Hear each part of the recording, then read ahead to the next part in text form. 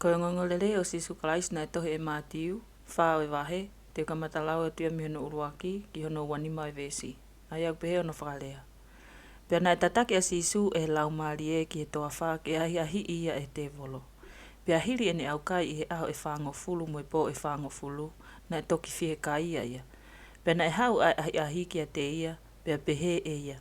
Ka pau koe alo koe o tua, whekau ki he ngahi makani ke ririu koe maa. Kana e lea ia o peheange.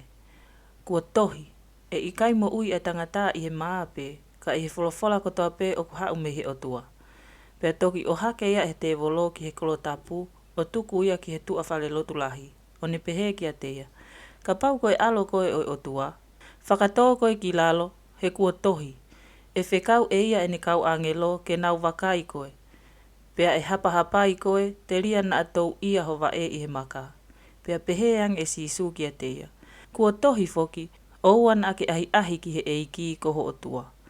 Pea toe o hake ia e te volo ki he mounga maa o lunga au pito. O ne whakahaki a teia ai ngahi pule anga kotoa pe o mamani mo naulelei. O ne pehe ki a teia. Teu atu ai ngahi me ani kotoa pe mo o ka pau te ke whakatoma pe o hu ki a te au. Pea talange Sisu ki a teia. Ke alu i heni setane. He kua tohi, ke hu ki he eiki koho o tua. Pea ko ia pe te ke tauhi. Pea toke alu ai te volo i a teia, pea ilo ange, ko hau ai kau angelo o tauhia. Pea i he whanonga Sisu kua tuku a Sione ki he whare whakapopula, na e alu ia ki Kāleri. Pea mahu ia me i Nasareti, pea alu o nofo i Kapaneume. Aia aku i he matatahi i he ngataanga o e whanua o Sepulone mo Naftalai. Ke uhi ke whakamooni aia na elea aki e palofita ko Isaia o pehe, ko e whanua o Sepulone mo e whanua o Naftalai, i he potu ki tahi, i tu a Sioatani, ko Kāleri o e Sendaire. Ko e kakaina e nofo i he pouri kua mamata ki he mamalahi. Pea kua tupu hake ai mama ki a teki nau tolu na e nofo i he terea o e ata o e mate. Pea na e fua malanga a Sisu i he kuonga ko ia o pehe, mo whakatomala he o kuofi ai pule anga o e langi.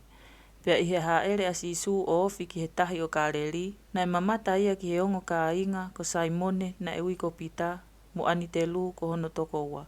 O kuna lafu kupenga ki tahi he ko e ongo tou taika a ginawa. Pea na e pehe e ia ki a te ginawa.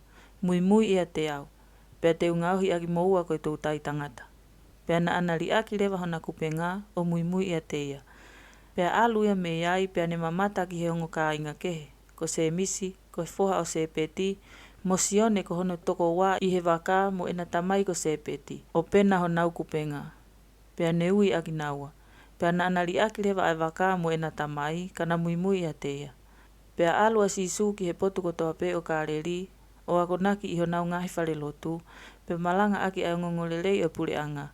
O ne whakamo ui ai mahaki kehe kotoa pe, mo e hanga tā maki kotoa pe na i he kakai. Pea mafola atu ho nongo i Siria kotoa pe. Pea na womi ke te ia ai kakai mahaki kotoa pe, na e tu ia i he mahaki kehe, mo e ngahi whenga mamahi, mo ni ihi na e ulusino ai ngahi te volo, mo ki nau tolu na e vale, mo ki nau tolu na e mahaki tete. Pea na e whakamo ui a ki nau tolu. Pea na e mui a te ia ai kakai lahi au pito mi Kāleri, mo tika Pōlusi, mo Jerusalema, mo Siutea, pea mo e kauwai e taha o Sioatani.